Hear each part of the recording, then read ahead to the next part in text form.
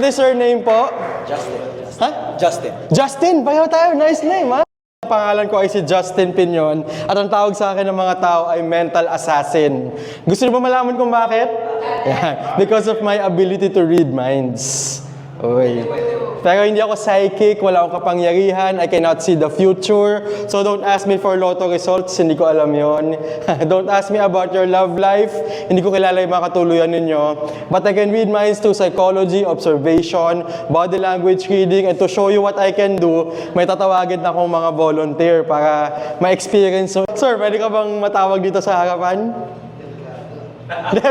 Don't worry, walang marireveal na secret ngayong gabi.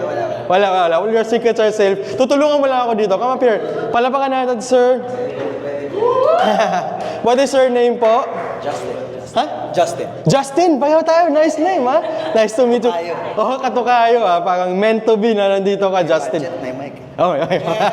So, Justin, ito yung gagawin natin.